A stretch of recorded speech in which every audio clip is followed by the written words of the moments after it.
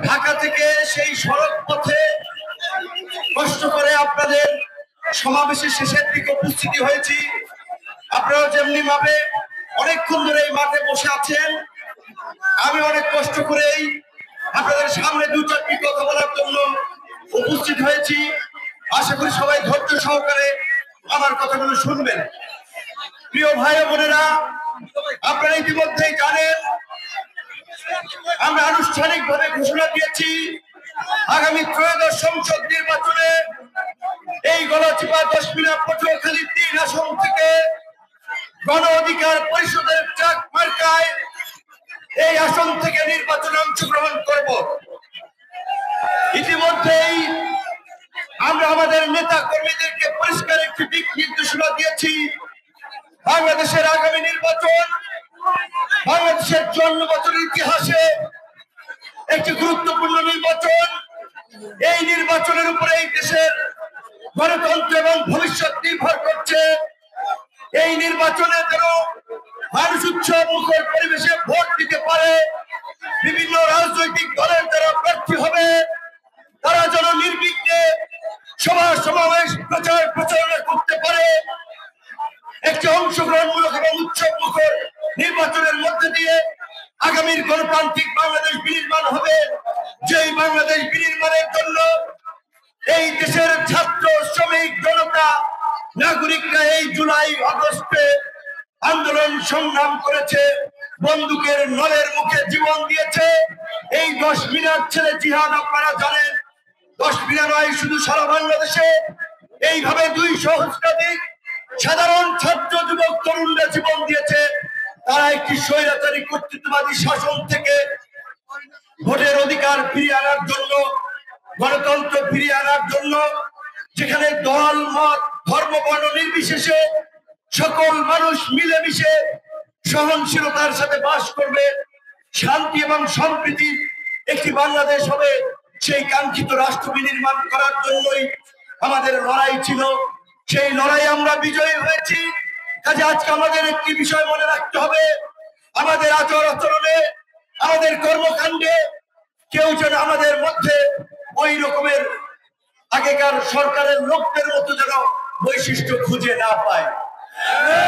আজকে 10 মিনিট আসার পূর্বে আমরা হবিগঞ্জ প্রোগ্রাম করেছিলাম, দিনাজপুরে প্রোগ্রাম করেছিলাম, রংপুরে প্রোগ্রাম করেছিলাম। কারণ আপনারা জানেন গণ অধিকার পরিষদ একটি নিবন্ধিত রাজনৈতিক দল।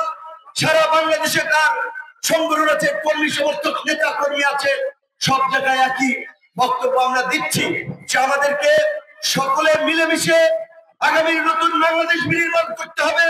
কিন্তু দুঃখ লাগে, খারাপ লাগে, নিজের এলাকায় এসে যখন দেখি আমাদের রাজনৈতিক অন্য দলের বন্ধুরা অন্য রাজনৈতিক দলের কর্মীদের সাথে দুর্ব্যবহার করে, ঝামেলা করে, অতি উৎসাহী আচরণ করে।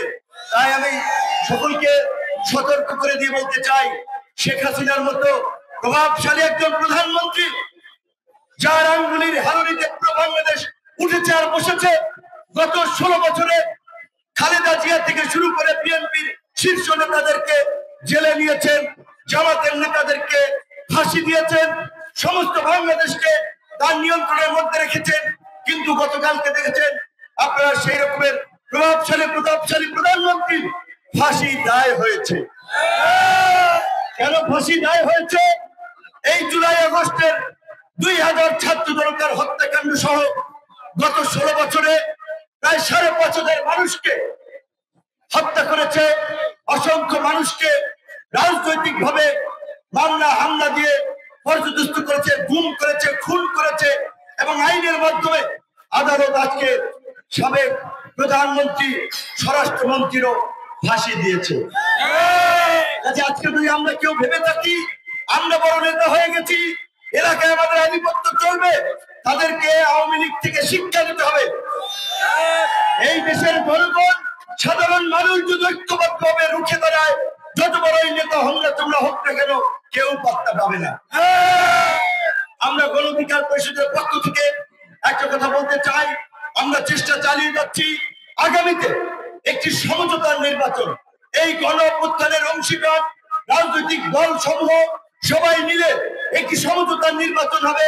যেমন ধরেন এই আসলে গণ অধিকার পরিষদের প্রার্থী থাকবে, অন্য দলের প্রার্থী থাকবে না। ওই আসনে অন্য দলের প্রার্থী থাকবে, আবার অন্য দলের প্রার্থী থাকবে না। কারণ আমরা চাই সেই গণ অভ্যুত্থানের অংশীদাররা আন্দোলন সংগ্রামের মধ্যে দিয়ে 16 বছরের ফ্যাসিবাদকে পরাজিত করেছে।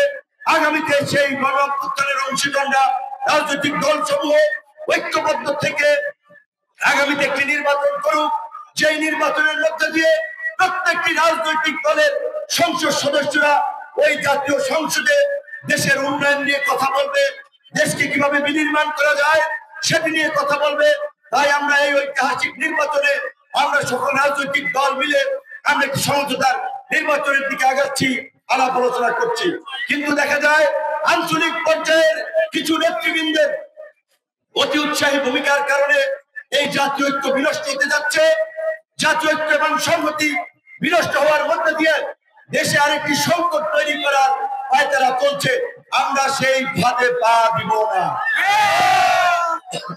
আমরা মনে করি আগামী নির্বাচনে আমাদের ঐক্যবদ্ধভাবে কাজ করতে হবে, এবং শুধু নির্বাচন নয়, নির্বাচনের পরে এই জনপদের উন্নয়নের স্বার্থে আমি বলতে চাই, আমি যদি নির্বাচিত হই, বিএনপি বলেন, জামাত বলেন, ইসলামী আন্দোলন, অন্যান্য সকল দলের প্রতিনিধিদেরকে নিয়ে এইভাবে একটি মঞ্চে বসে গোল টেবিল করে আলাপ আলোচনার মধ্যে দিয়ে আমরা এই এলাকাকে কিভাবে এগিয়ে এই জনপদকে কিভাবে শান্তির জনপদে পরিণত করা যায়, আমরা সেই লক্ষ্যে কাজ করব।